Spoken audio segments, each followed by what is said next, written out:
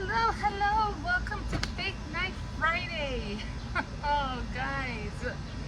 Let's hurry up and do this because I have a feeling it's like it's drizzling, but it's not really raining. And I remember seeing in the weather app that it was supposed to rain earlier, then I could have sworn that it wasn't going to rain anymore, and now it just seems like to be drizzling here and there. But I think we'll be able to get through it, and hopefully I'll finish before it actually rains. So we are on First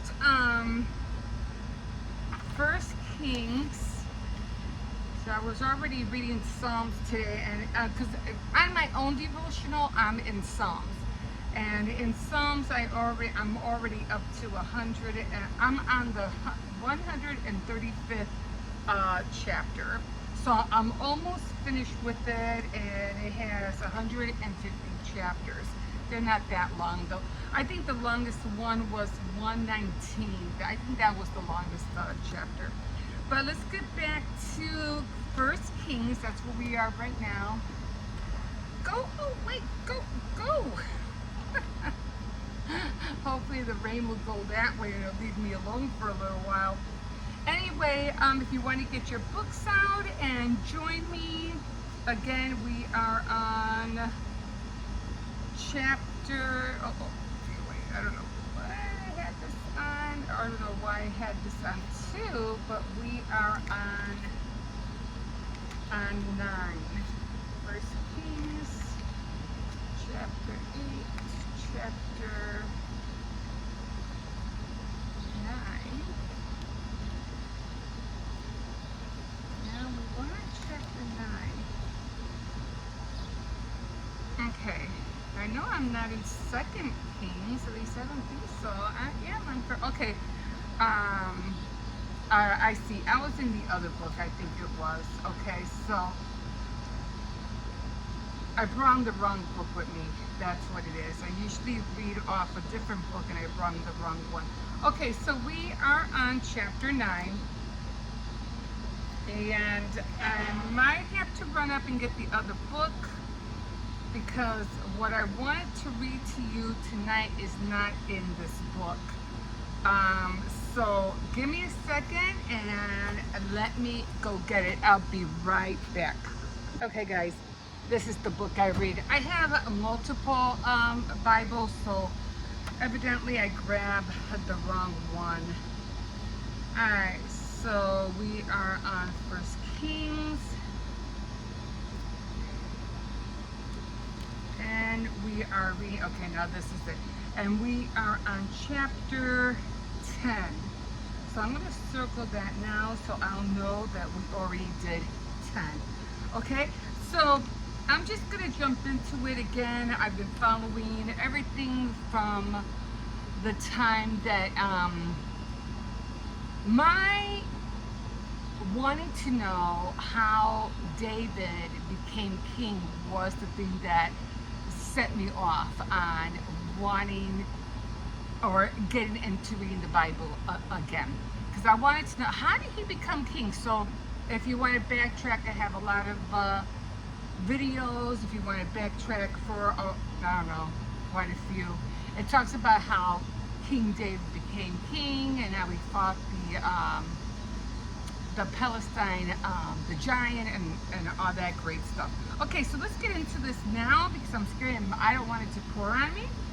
So let's just jump in, and the last time we were here is when God appeared to Solomon. Solomon is king. He took his father's place of being king, and he also ended up killing his own brother because his brother was trying to falsify and make himself king when David said, no, Solomon's going to be king and not you. So that was the whole thing. And when Solomon found out what his brother was up to, he let him live for a while, but then after a while when David died, he goes, okay, now go get him. Crazy affair. Crazy family affair. Okay, so now he built the temple for God because As much as David wanted to build a temple for God, a place to worship him, God said, no, you had a few faults and you really didn't listen to me. So I'm going to have your son, Solomon, build it instead of you. So that's where we're at, and he did build it. It took like 7 years for him to build the temple, but he finally did it. Okay, so now we are at 10, and he's getting a visit from the Queen of Sheba. Okay, so let's just start in and start reading. So the Queen of Sheba heard of Solomon's fame, and she traveled to Jerusalem to test him with difficult questions. She brought with her a large group of attendants, as well as camels loaded with spices, jewels, and a large amount of gold. When she and Solomon met, she asked him all the questions that she could think of. He answered them all. There was nothing too difficult for him to explain. Remember, God, when he asked, you can have whatever you want, like whatever you want, I will bless you with it. And him saying harems, all the gold in the world, or anything like that, he said, give me wisdom. If you want to give me anything, I want wisdom. And God said, you know what, just because you just asked for that little, I'm going to give you even more. So he blessed them with so much more. So he answered them all. There was nothing too difficult for him to explain. The Queen of Sheba heard Solomon's wisdom and saw the palace he had built. She saw the food that was served at his table, the living quarters for the officials, the organization of his palace staff in uniforms that they wore, the servants who waited on him at feasts, and the sacrifices he offered in the temple. It left her breathless and amazed. She said to King Solomon, what I heard in my own country about you and your wisdom is true. I couldn't believe it until I had to come and seen it for myself. But I didn't hear even half of it. Your wisdom and wealth are much greater than what I was told. How fortunate are your wives, and how fortunate your servants who are always in your presence and are privileged to hear your wise sayings. Praise the Lord your God. He has shown how pleased he is with you by making you king of Israel, because his love for Israel is eternal. He has made you their king so that you can maintain law and justice. She presented to King Solomon the gifts she had brought, almost 5 tons of gold and a very large amount of spices and jewels. The amount of spices she gave him was by far the greatest that he ever received at any time. Hiram's fleet, which had bought gold from Ophir, also bought from there a large amount of juniper wood and jewels.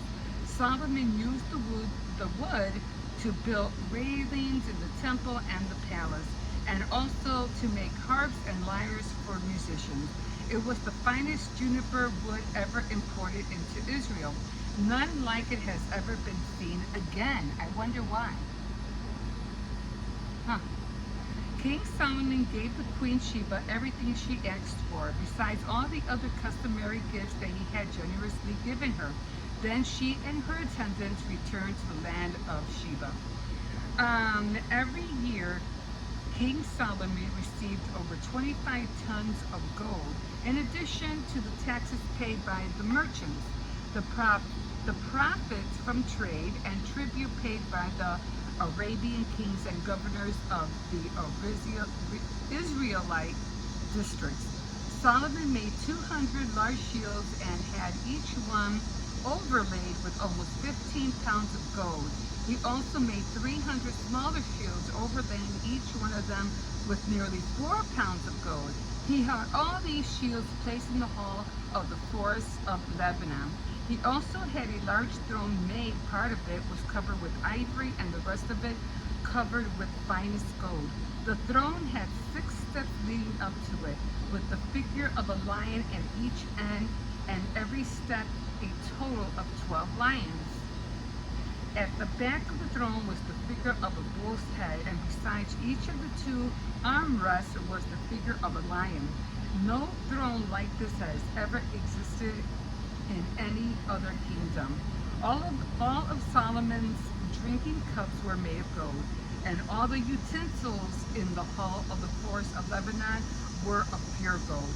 No silver was used, since it was not considered valuable in Solomon's day.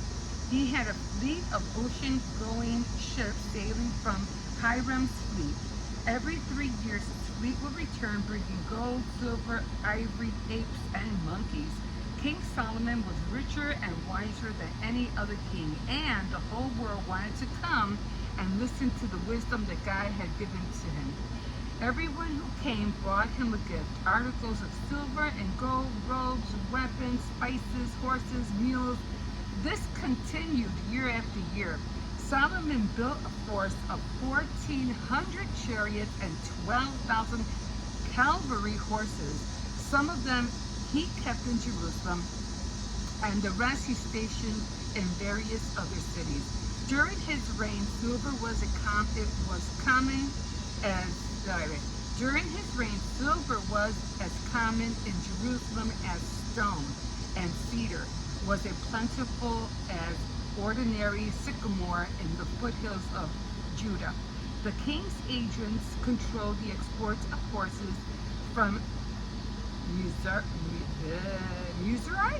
and Cilicia, and the export of chariots from Egypt. They supplied the Hittites and the Syrian kings with horses and chariots, selling chariots for 600 pieces of silver each and horses for 150.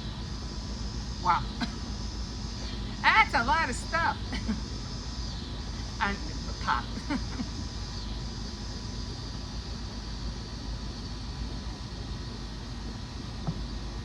So anyway, that's what is in chapter 10. Again, I'm trying to hurry up because I know I feel the little sprinkles on me. So let's see what the commentary has to say. And we are in 10. Okay. So this is the one I use, chapter by chapter Bible commentary. 1 Kings, chapter 10. Our fame and God's name must go together. If God magnifies your name, be sure he gets the glory. Fame is a heavy burden to bear, and only God can help us do it wisely. That is true. You know how many people are famous and they go through a downfall because they don't know how to handle everything that they end up receiving. And everything just goes to their heads. And they end up making the wrong decisions, and that's usually what ends up their downfall. Okay, so the queen traveled 1,200 miles to see and hear Solomon. Her reasons were both personal and political, for she wanted to enter into trade agreements with the king. The people of Jesus' day rejected a greater than Solomon, who was there among them, and they were judged for it. Do we take our blessings for granted in spite of the queen's enthusiasm? Perhaps even Solomon's servants got accustomed to hearing his wise words and beholding his great wealth. It grew accustomed to the miracle of the manna, and the church and at Ephesus grew accustomed to Christ's love. Chariots and horses were another indication of decay. And don't forget what Jesus said about all of Solomon's glory. And that's in Matthew 8:6-29. What does it say? Matthew 6:29.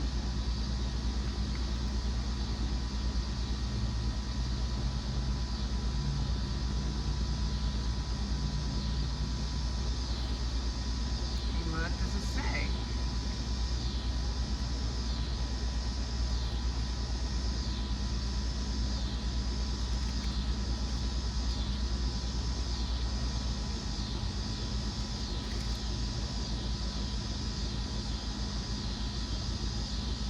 Oh, okay. So I'm going to go, I'm just going to backtrack one scripture. And why worry about clothes? Look how the wildflowers grow. They do not work or make clothes for themselves.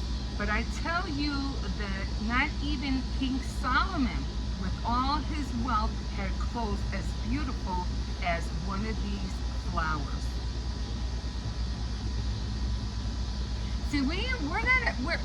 See, okay. So we're accustomed to seeing flowers, colors by what we see here for ourselves, what our naked eye sees. But I'm pretty sure God has an array of a whole lot of other colors that we don't know nothing about. So he's saying, even though I clothe these flowers, they look beautiful, Solomon doesn't even come close to what other beautiful colors I have. And it seems like it's coming down even more. I might have to take this inside. But there is something that I did want to read to you, but again, I think I left it inside the house this time. So give me a second. Let me go get the other book again. Alright, so this is the one I usually read out of. And I was in Psalms. And I was reading something that caught my eye. And I said I had to share this. I think this is important. So I'm just going to read it. Okay, so God, this is Solomon's 109. O God, whom I praise, don't stand silent and aloof. While the wicked slander me and tells lies about me, they are all around me with their hateful words, and they fight against me for no reason.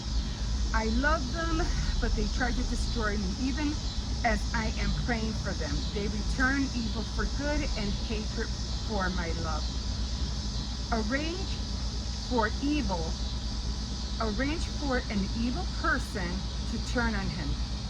Send, and this is, everybody, especially everybody who's in a seat, hi, who's in a high level seat, kind of, and send an accuser to bring him to trial. When his case is called for judgment, let him be pronounced guilty. Count his prayers as sin. Let his years be few. Let his position be given to someone else. May his children become fatherless, and may his wife become a widow. May his children wander as beggars. May they be evicted from their ruined homes. May creditors seize his entire estate, and strangers take all he has earned. Let no one be kind to him. Let no one pity his fatherless children. May all his offspring die. May his family name be blotted out in a single generation. May the Lord never forget the sins of his ancestors. May his mother's sin never be erased from the record. May these sins always remain before the Lord, but may his name be cut off from human memory. For he refuses all kindness to others. He persecuted the poor and the needy, and he hounded the brokenhearted to death. He loved to curse others. Now you curse him. He never blessed others. Now don't you bless him. Cursing is as much as part of him as his clothing, or as the water he drinks, or the rich food he eats. Now may his curses return and cling to him like clothing. May they be tied around him like a belt. May those curses become the Lord's punishment of my accusers who are plotting against my life. But deal well with me, O sovereign Lord, for the sake of your own reputation. Rescue me because you are faithful and good. For I am poor and needy, and my heart is full of pain. I am fading like a shadow at dusk. I am falling like a grasshopper is brushed aside. My knees are weak from fasting, and I am skin and bones. I am an object of mockery, people everywhere. And then it goes on and on. But what I'm trying to say here is that people who are in a high position, often they try to get away with so much, and they do it at the expense of the poor and the needy. So when a person in that kind of, who has that much power, God is going to make sure that they're going to see everything that they have built go down, and it's going to go down fast. So don't ever fret, like, oh, this person's in power, he can do a lot of damage. Yeah, well, God can do more, a whole lot more damage. So don't worry. Like I said before, we haven't seen his glory on the earth yet, and it's coming. It is coming. Got an inkling.